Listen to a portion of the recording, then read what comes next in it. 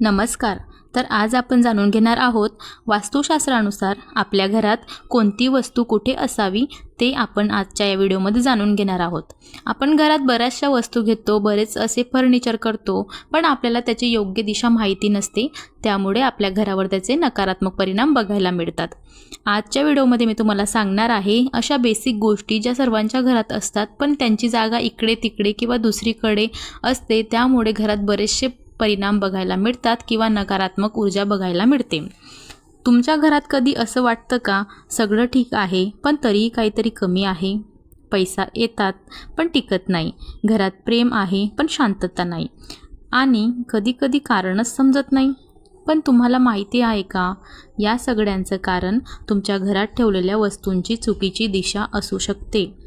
वास्तुशास्त्रानुसार प्रत्येक दिशेला एक ऊर्जा असते, आणि जर आपण त्या ऊर्जेच्या विरोधात वस्तू ठेवल्या तर जीवनात अडथळे येऊ लागतात.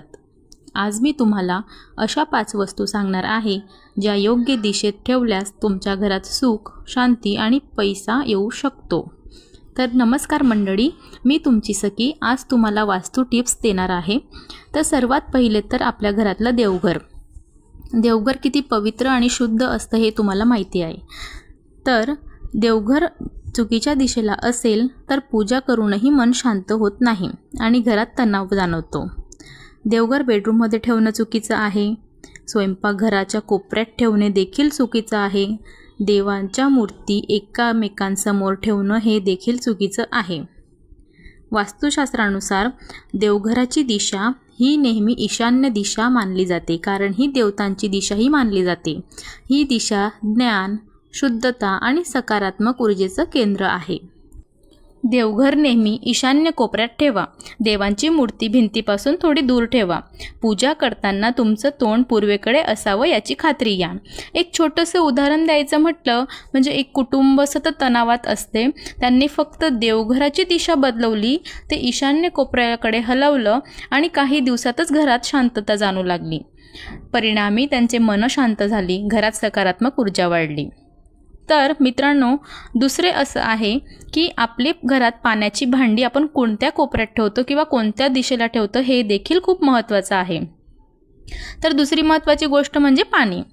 वास्तूनुसार पाणी म्हणजे धन आणि ऊर्जा प्रवाह. उत्तर दिशा ही कुबेराची दिशा मानली जाते, म्हणजेच धनाचा प्रवाह इथून वाढतो. तर आपण मोस्ट ऑफ काय चुका करतो? पाण्याची टाकी दक्षिण दिशेला ठेवणे, किचनमध्ये चुकीच्या ठिकाणी फिल्टर ठेवणे, पाणी साठवलेलं पण झाकलेलं नसते. तर मित्रांनो, वॉटर फिल्टर किंवा माठ हे नेहमी उत्तर दिशेला असावे. माठ स्वच्छ आणि झाकलेला ठेवावा. पाण्याजवळ कचरा ठेवू नका आणि पाणी नेहमी झाकलेलंच असावं. तर पाणीचे भांडे किंवा पाण्याशी रिलेटेड कोणत्याही गोष्टी ह्या उत्तर दिशेला ठेवाव्यात. काही लोक म्हणतात पैसे येतात पण टिकत नाहीत. हे अनेकदा चुकीच्या पाण्याच्या दिशेमुळे सुद्धा होतं. तर योग्य दिशेला तुम्ही पाण्याची भांडी ठेवा. पाण्याचा स्रोत जो आहे तो योग्य दिशेला जर असला, म्हणजे उत्तर दिशेला जर असला, तर घरात धनप्रवाह वाढतो आणि आर्थिक स्थिरता येते. तर मित्रांनो, हे सर्व पॉईंट खूप महत्त्वाचे आहे, तर व्हिडिओ स्किप करू नका. शेवटचा पॉईंट तर सगळ्यात जास्त पॉवरफुल आहे.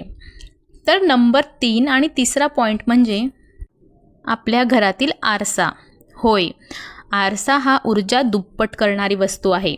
आरसा ही फक्त चेहरा बघायची वस्तू नाही, तर घरातली ऊर्जा दुप्पट करते. मग ती पॉझिटिव्ह ऊर्जा असो की निगेटिव्ह ऊर्जा.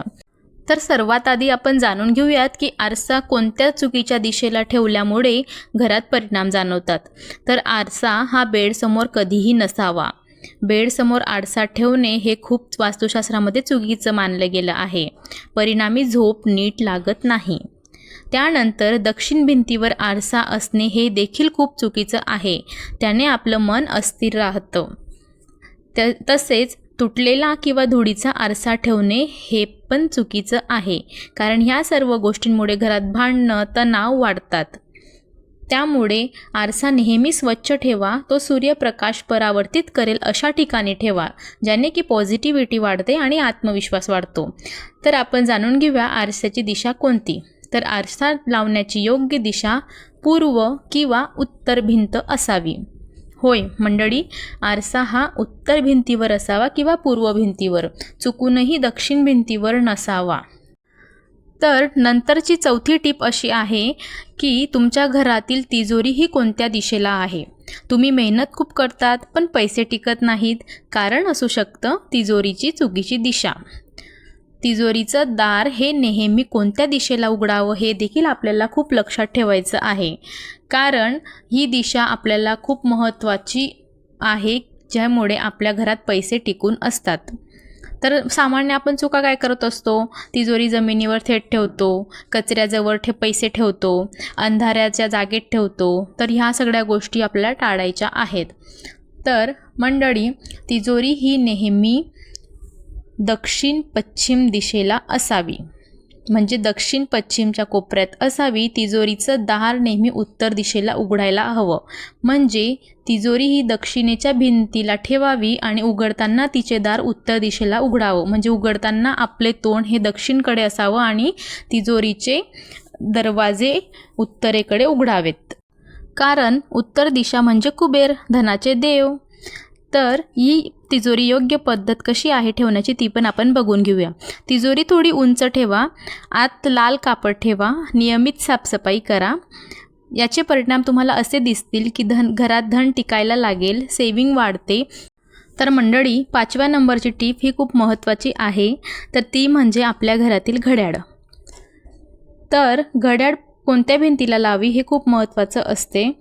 जर तुम्ही घड्याळ चुकीच्या दिशेला लावली तर घड्याळच्या काठ्यांसारखेच आपणही फिरत असतो, म्हणजे आपल्याला योग्य डिसिजन व्यवस्थित घेता येत नाही. तर सगळ्या गोष्टी आपल्याला फिरून फिरून मिळतात. त्यामुळे घड्याळची दिशा खूप महत्त्वाची आहे. तर सर्वात आधी आपण जाणून घेऊ की घरात घड्याळ कोणत्या दिशेला नाही लावाव्यात. तर मित्रांनो, दक्षिण दिशेला घड्याळ चुकूनही नाही लावायची, म्हणजे दक्षिण भिंत ही घड्याळसाठी योग्य नाही आहे. त्यानंतर पश्चिम भिंतीला पण घड्याळ टांगू नये. त्यामुळे दक्षिण दिशेला जर घड्याळ टांगली तर नकारात्मक परिणाम होतात आणि प्रगती मंदावते. तसेच पश्चिम भिंतीवर जर घड्याळ टांगली तर कामात विलंब होण्याची शक्यता जास्त वाढते. तर घड्याळ नेहमी ही पूर्व भिंतीवर असावी. घड्याळ पूर्व भिंतीवर का असावी, तर पूर्व दिशेला सूर्योदय होतो, त्यामुळे ही दिशा नवीन सुरुवात, ऊर्जा आणि सकारात्मकता दर्शवते. वास्तुशास्त्रानुसार सूर्याची पहिली किरणे घरात आली की वातावरण शुद्ध आणि ऊर्जावान होतं.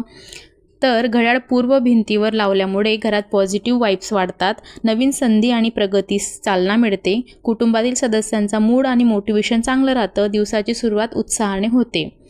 तर असं मानले जाते की घड्याळ बंद असली तर आपली कामं पण मंदावतात. त्यामुळे घड्याळ जर खराब झाली असेल तर तुरंत दुसरी घड्याळ आणा, किंवा घड्याळचे सेल संपले असतील तर सेल नवीन टाकून घड्याळ पुन्हा चालू करा.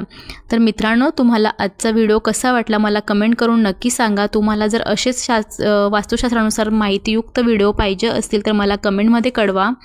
घरात वास्तूनुसार कोणती वस्तू कुठे ठेवायची तुम्हाला जर हे विचारून घ्यायचं असेल तर कमेंटमध्ये तुम्ही विचारू शकतात. आणि व्हिडिओ कसा वाटला कमेंटमध्ये नक्की सांगा. चॅनलवर नवीन असाल तर लाईक, शेअर, सबस्क्राईब करा आणि बेल आयकॉन दाबायला विसरू नका. भेटूया पुन्हाच एका छानशा व्हिडिओसोबत, छानशा माहितीसोबत. तोपर्यंत धन्यवाद.